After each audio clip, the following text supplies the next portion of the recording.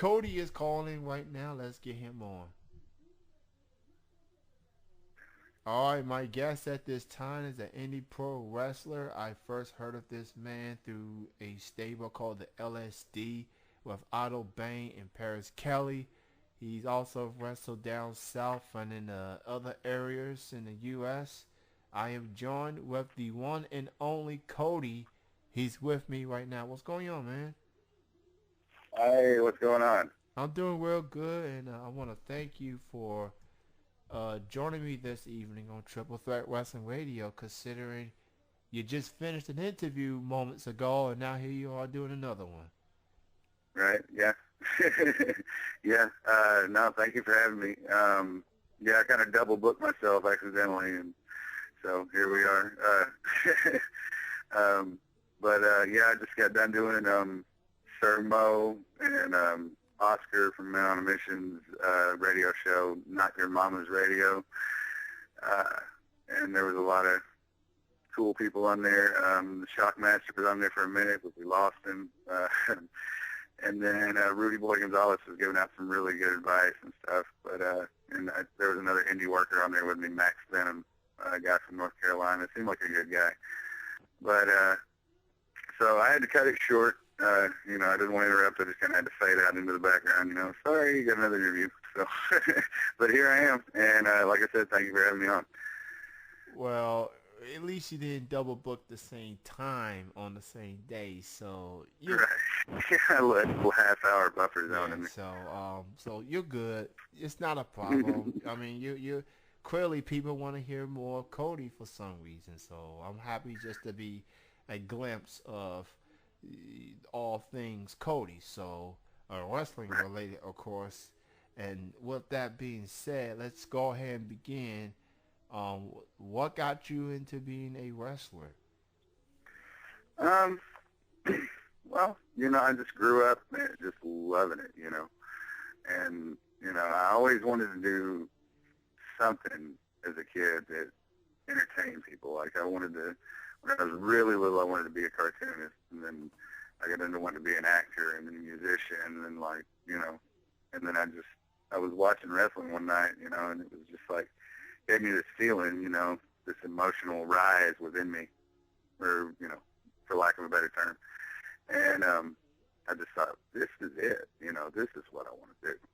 And so I spent my summer with my dad building a 12 by 12 ring in my backyard, and proceeded to do the backyard wrestling thing, which, I'm not necessarily proud of that or anything. I don't, advocate it in any way, because there's some dangerous stuff, that we do that should not be done without professional training. So, but that really helped me springboard into getting trained because, long story short, there was a new company starting up, and I knew someone that knew someone who knew the promoter. So they had a meeting with the promoter and one of their top workers, and they came over, watched a match, quote unquote, that we had recorded in the backyard, my friend and I, and we were both they liked what they saw, and we were both supposed to go train. And my partner was very excited about it until the day of, and then he didn't go.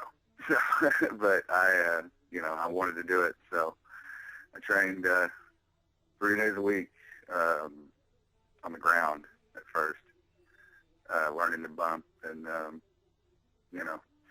pretty hard. Not a comfortable bumping surface or anything, but it helped me out. Builds character, makes you tougher. So yeah, it's just always been something that I wanted to do. Just is to entertain, and really wrestling is like to me. Some people would laugh at this. I honestly think that wrestling is the ultimate form of entertainment.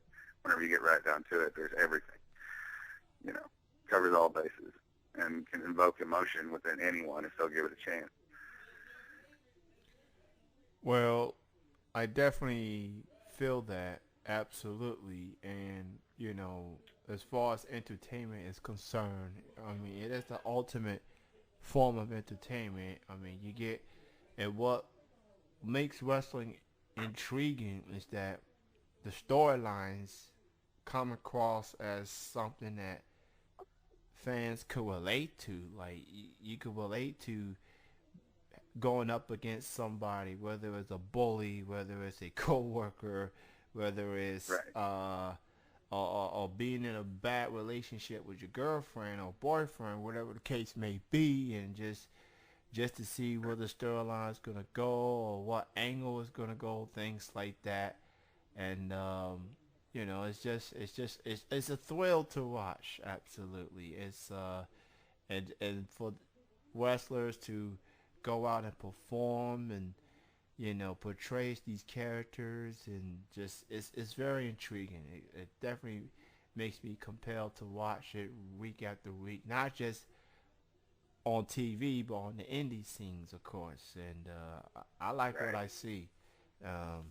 So Cody, do you remember your first ever wrestling match that you had? And if so, who was your opponent or opponents, and what company did you work for? I do, as a matter of fact. I'm surprised with all the head trauma that I do remember, but yeah, my first match. I actually had two matches my first show. So because it was the first show of this new company that I'd talked to the promoter of and got my training in, and it was the American Wrestling Company, AWC. And the first show and my first show was in Tuckerman, Arkansas, in a little bar on the side of the road. uh, and my first opponent was one of my trainers, Jonathan Sanders is his real name. He went by Kid Dynamite. And then later on that night, they crowned the first ever AWC heavyweight champion in a battle royal, and I was in that and proceeded to get kicked around and by some of the veterans, and but it's good for me, it's fine. I mean, builds character, makes you respect it even more. Not that they were trying to kill me or anything. They were just, having a little fun, which I understand. Plus, we were in a bar, so a couple of them probably had a couple of drinks or something. just speculate. But, yeah, so that was my first show. We had, I think we were breaking all kinds of fire codes because I think we packed 300 people in that tiny little bar. But, yeah, it was an experience, and I've never really taken a break since. And that was July 21st of 2002. So 12 years later, here I am. Wow. Wrestling show at a bar. Yeah, it's easy to speculate that there may have been some drinking going on, and it's understandable. I don't know. I guess it's alcohol, and you can't help it. It's like you surround it. It's the smell. It's the hundreds of bottles surrounding the bar. I mean, I don't know. Right. It happens. Yeah. Of course, I first heard of you through LSD, which is a group that you're a part of, which includes yourself, Idle Bang, and Paris Kelly. I talked to Paris, I think, early this year, and we didn't really get a chance to talk too much about LSD. But now that I have you on, I would like to ask you, how did LSD came about? Well, my tag partner and I, Idle Bane, and a guy named Deadly Dale, we were all like, okay, well, this is how it starts. let me rewind. Before I was old enough to wrestle, I went to Indy shows at my local armory stuff. There was this tag team there, Idle Bane and Deadly Dale. They were the Psychopaths. And they were the young guys there, and they were kind of dark, and kind of gothy, like punk rocky kind of. So, we gravitated to them because it was a lot of the older generation of wrestlers was still, and they were some of the only younger guys coming up that were kind of cool and new and fresh for that area. And so we kind of attached ourselves to them. And me and my friend that was supposed to train with me and didn't attach ourselves to them. And they adopted us as their quote-unquote super fans. That is apparently what we were dubbed in the locker room. And anyway, so fast forward later on, and I'm getting in the business. My first show is coming up, and I haven't been to any of the indie shows in a couple of years probably. And I go with a couple of friends over to their friend's house. They're going to hang out over there. I don't really know this guy or anything, but I'm like, okay. So we sit there for a half hour or so, and the guy's roommate comes out of the shower, and it's Idle Bane. And I was like, oh, wow. So he had actually taken a hiatus from wrestling for 6-8 months, and I got him to come to my first show, and then he got his tag partner, Deadly Dale, to come to the first show. So we all got to meet there, kind of and hang out. And they just kind of, they had been in it for 5 or 6 years at that point. So they both kind of just took me under their wings. And, we were in different, like, Isla and I were a tag team.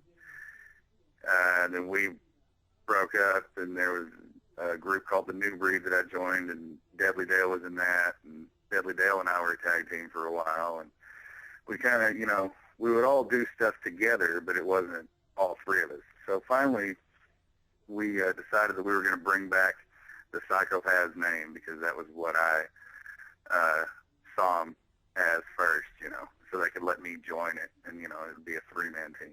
So that's how we started, and it was a juggalo gimmick. Full face paint and all. And, we got over really well. I mean, we have a great chemistry together. And so later on, that's debunked.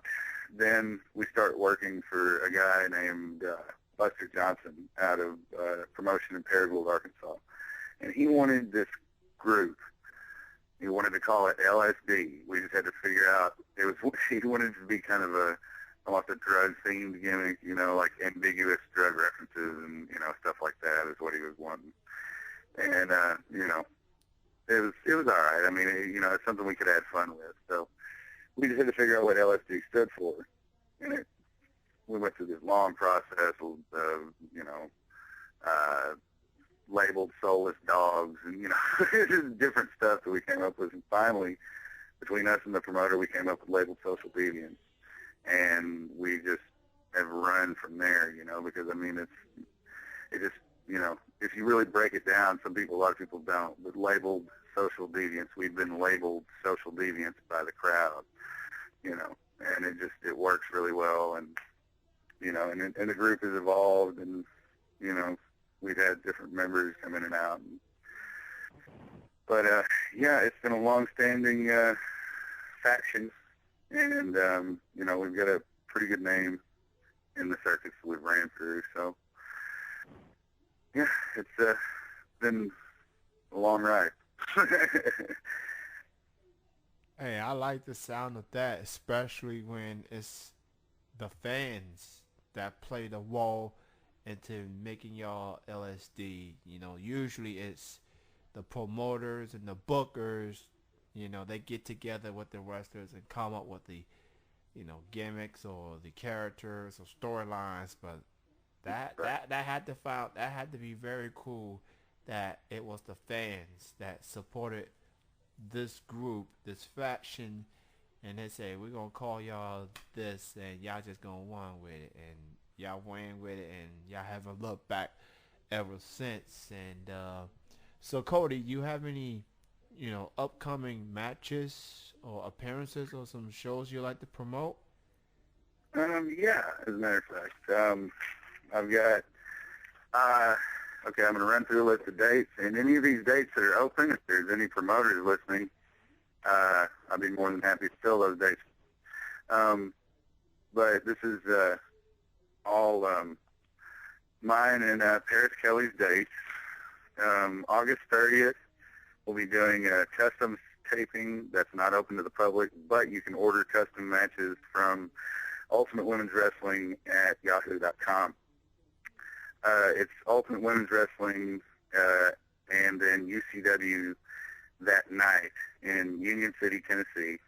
And then we got September 6th in Lake Cormorant, Mississippi for TWE, Total Wrestling Explosion. September 13th, back to UCW at Union City, Tennessee. September 27th, Total Wrestling Explosion at Latimer Park in Horn Lake, Mississippi. October 4th, ICW Pro, Marion, Indiana. And November 22nd, RCW in Decatur, Alabama. Well, everybody go check out all the shows that Cody had mentioned. Please, by any means, go support your local indie pro wrestling shows near you. Show your support. Indie wrestling is huge, vital as it pertains to wrestling. And a lot of wrestlers that you see on TV, they didn't get there by just going to the pros. They had to start somewhere, and it turned out to be the indies. So, and who knows, you go into an indie show, you might see a guy that end up being the next big star. You never know.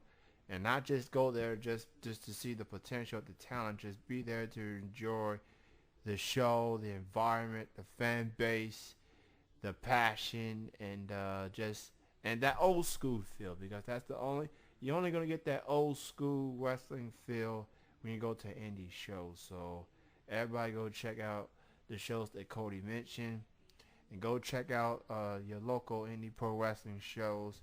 Oh, and you can check him out on Facebook as well. I do want to shout out to Paris, who I don't know if she told you this or not, but she considered herself the #1 fan on this show, and that definitely means a lot for a brother like myself, because I'm happy to have fans, but she put it out there. She claims to be #1 fan of this show, and I believe her. So Paris, if you listen to this live or you listen to this on the YouTube channel, thank you. I mean, thank you. That's all I can say. So you mentioned UWW, a custom company when fans get to book matches. I'm gonna assume that you're gonna want to have a match against Paris, right? Oh, I don't know. I mean, I could probably, squeak out a match against her. Well, that's up to the fans out there. Book a custom match. I mean, battle of the sexes. I like to see that. Let's make that happen. Paris and Cody. Or you can have them team up, or you go up against Little Bit, who's in charge of UWW. I mean, it's up to the fans. That's the beauty of the custom wrestling, is fans get to pick. So you be the booker. That's right. Well, Cody, you have had a busy 47 some minutes, and I thank you for still doing this interview with me. I appreciate it. I'm gonna go ahead and let you go. Continued success. Shout out to LSD. Shout out to Otto Bain as well. And thank you for your time, man. I truly appreciate it. All right, man. I appreciate you having me on. All right, you have a good night, man. All right, you too. All right, bye-bye. That was the one and only Cody joining me here from Triple